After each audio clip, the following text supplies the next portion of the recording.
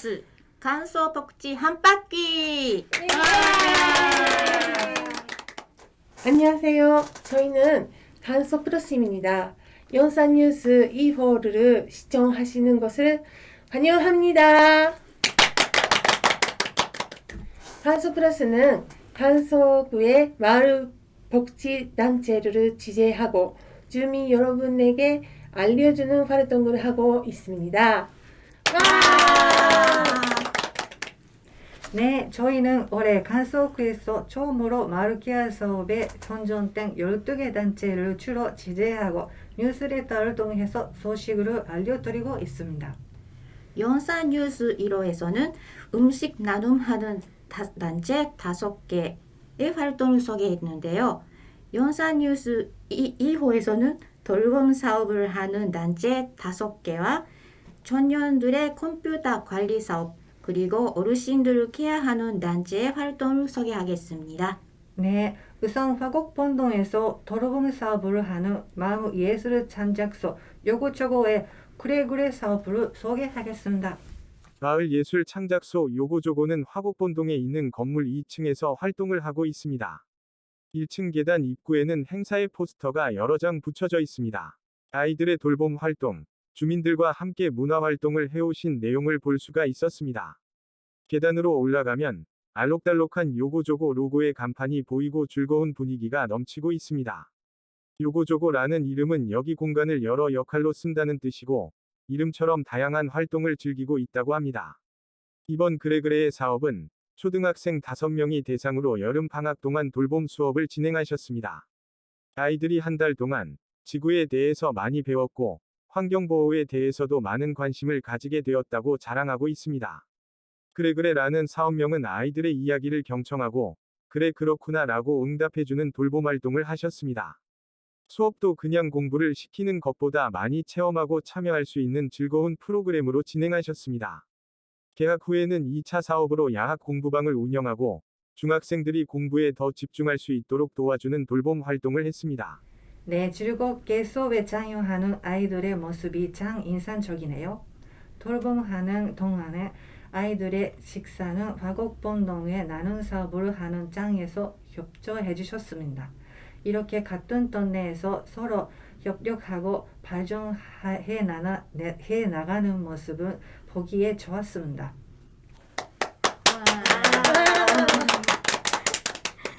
다음은 화곡 이동에서 활동하는 생명나무 인재교육개발원의 돌봄 사업을 소개할게요.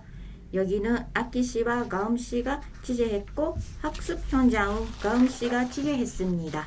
생명나무 인재교육개발원은 생명나무 심리상담센터와 같은 공간을 사용하고 있고 청소년 미래설계, 독서, 갈등관리, 의사소통, 사회성 향상 프로그램, 그림책, 미술치료, 성교육, 심리상담, 집단상담 등 다양한 상담 프로그램을 진행할 수 있다고 합니다. 이번에 돌봄 사업으로 놀면서 생기는 주의집중력화, 학습동기, 그리고 그림책을 통해서 나의 감정을 표현하는 방법을 배우는 감정 컨설팅으로 매주 목요일에 돌봄 사업을 진행했는데요. 취재한 날에는 독서 치료사 자격증 있는 선생님이 오셔서 소피가 속상하면 너무너무 속상하면 이라는 그림책을 읽으면서 초등학교 친구들과 얘기를 나눴습니다.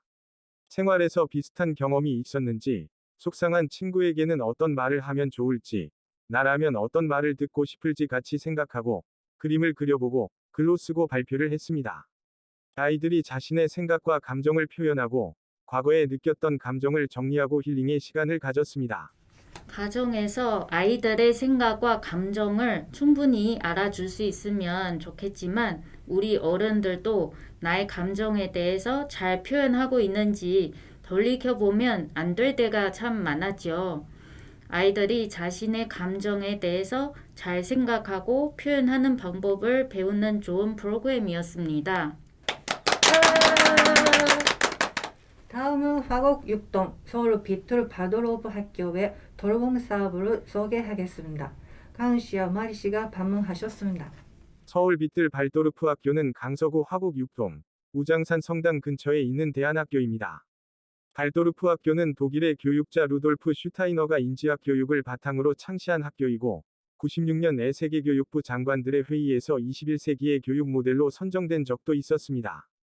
일반 학교의 교육 방식과는 달리 인지교육을 진행하기 위해서는 선생님이 충분한 이해를 해야 하기 때문에 몇 년간 전문적인 교육을 받아야 합니다. 아이들이 학교에서 8년 동안 같은 담임 선생님과 지내게 됩니다. 학교에서 학생들의 발달 단계에 맞춰 예술의 바탕으로 교육을 하고 있습니다. 서울 빛들 발도르프 학교는 운영하기 시작한 지 3년째고 현재 초등 1학년부터 3학년까지 있고 각 학년마다 교실이 나눠져 있습니다. 교실 칠판에는 선생님이 직접 그리신 예쁜 그림이 보이고 여기저기 세심하고 아름다운 장식들이 있습니다. 올해 처음으로 강서구 마을 케어 사업으로 선정되어서 돌봄 활동을 진행했습니다. 발도르프 학교를 다니지 않은 다른 아이에게도 평일 날 방과 후 시간에 함께 이런 행복한 교육 방식을 나누고 싶었습니다. 주로 산책을 하면서 수업을 진행하셨습니다. 아이들이 충분히 생각하고 느끼고 즐겁게 배우는 여유로운 분위기였습니다. 그럼 다음은 화곡 이동의 푸른 코끼리의 간서 어벤져스 사업을 소개하겠습니다. 푸른 코끼리는 평일에 영어와 수학 학원을 운영하시고 2020년 1월부터 5명 강사들이며 초, 중, 고등학생들을 자녀로 둔 학부모들이 결성되어서 토요일에 무료로 학생들에게 학교에 없는 좋은 교육을 하기 시작하셨습니다. 학생들에게 꼭 필요한 교육이지만 학교에서 미처 못하는 성폭력 예방 교육과 청소년들의 미래를 위해 함께 고민하는 내용으로 강사들이 재능 기부하고 있습니다. 이번 돌봄 사업은 토요일에 연령대별 청소년들에게 필요한 교육으로 도움을 주고 있습니다. 다음은 방화 3동에서 돌봄 사업을 진행하는 모해 교육을 소개하겠습니다. 모해 교육은 방화 6단지 상가 2층에 있습니다. 이번 돌봄 사업은 여름 방학 3주 동안 초등학생 1학년부터 4학년 학생 10명을 대상으로 진행했습니다. 점심 식사는 나눔 사업을 하는 옛고을협동조합 후원으로 건강한 식사를 지원받을 수 있었습니다. 취재하는 날에는 아이들이 야외에서 매미를 관찰하고 혼자서는 할 수 없는 술래잡기나 깡통 차기 등 전래놀이를 하면서 뛰어놀다가 올라온 더위를 개울가에 흐르는 시냇물로 식혔습니다. 이렇게 5명이 선생님의 헌신적인 노력으로 저렴하면서도 알찬 프로그램을 실현시켰습니다. 아이들이 오감에 충분히 자극을 받고 신나게 다양하게 배울 수 있는 기회를 얻었습니다. 신나는 아이들의 웃는 소리가 들리는 것 같네요. 아이들이 참 행복해하겠네요. 감사합니다. 다음은 화곡본동에서 동네 청년들이 컴퓨터 수리를 발받고 나선 전년보라의 커먼 사업을 소개하겠습니다. 마리 씨와 강 씨가 방문하셨습니다. 청년보라는 화곡역 4번 출구 쪽에 상가 2층에 사무실이 있습니다. 20대부터 30대까지의 청년들이 벽화 그리기를 계기로 활동 시작했다고 합니다. 이제는 소문을 듣고 공공기관에서 행사에 의뢰를 하거나 소개를 받은 경우도 종종 있다고 합니다. 진로 고민이나 취업 문제 등 청년들이 존재감을 잃어버리고 불안감이 커질 때가 많은데 그런 고민도 활동을 통해서 더 넓게 바라보게 되고 청년보라의 가치를 실감한다고 합니다. 이번에 코로나 때문에 아이들도 어른도 재택으로 진행하는 일상이 보편화되면서 컴퓨터를 간단하게 케어해줄 필요성을 느끼고 멤버 중에 컴퓨터를 전공하는 청년들이 모여서 마을관리 사업을 하게 되었습니다. 카카오톡으로 컴퓨터의 문제를 접수받고 적절한 방법을 알려주고 날짜를 따로 정해서 사무실에서 직접 컴퓨터를 수리해줍니다. 강 씨가 청년보라에서 고장난 노트북 수리를 직접 부탁하셨죠?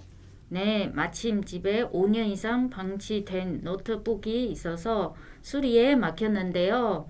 담당 청년이 진단 과정과 결과 등 꼼꼼히 작성된 진단 보고서를 보내주셨고 제가 요청한 것에 맞춰서 수리해 주셨습니다. 오랫동안 죽은 노트북이 다시 새 생명을 얻게 되어서 너무나 인상 깊고 감격스럽습니다. 어른들은 어른들대로, 아이들은 아이들대로 느끼는 기쁨이 다르죠. 청년 그때만의 열정이 있죠. 20대, 30대 청년들이 함께 열정을 나누면서 많은 실적과 추억을 남기는 귀한 시간을 지냈으면 좋겠습니다. 네, 다양한 경험을 알고 보면 무엇보다 내 자신을 성숙시키 주니까요. 기한 활동을 하는 청년포라를 늘 응원하겠습니다. 감사합니다. 그럼 이제 마지막으로 희망 나눔 시니어 사회적 협동조합을 소개하겠습니다. 희망 나눔 시니어 관리 사업을 진행하기 위한 1차 네트워크 회의를 참석했습니다. 회의에서는 각 분야별로 시니어를 케어하는 방향성과 방법을 발표하고 의견을 나눴습니다. 이번에 준비한 마을관리 사업은 복지의 사각지대 어르신 6명을 선정해서 케어하는 활동가들이 직접 방문하고 말벗 도우미 하면서 반찬 나눔 활동을 하셨습니다. 어떠셨습니까? 저희도 이번 강서구 마을 공동체 활동을 통해서 많은 것을 느끼고 배우고 감동을 받았습니다. 다양한 방법으로 주민들을 도와주고 음식을 나누고 생활을 관리해주는 활동가 선생님을 만나고 이야기를 듣게 되는 것은 정말로 놀라운 일이었습니다. 네, 무엇보다 저의 방문과 취재에 응답해 주신 단체 선생님들께 진심으로 감사드립니다. 올해 간소구 마을 공동체의 활동 통해서 모두 다 보다 발전하고 성숙된 미래를 바라보면서 간소 플러스 멤버들도 앞으로 계속 마을 복지 소식을 전하는 미디어 활동에 노력하겠습니다. 끝까지 시청해주신 주민 여러분께 다시 한번 감사의 인사를 올리고 마치겠습니다. 감사합니다. 감사합니다.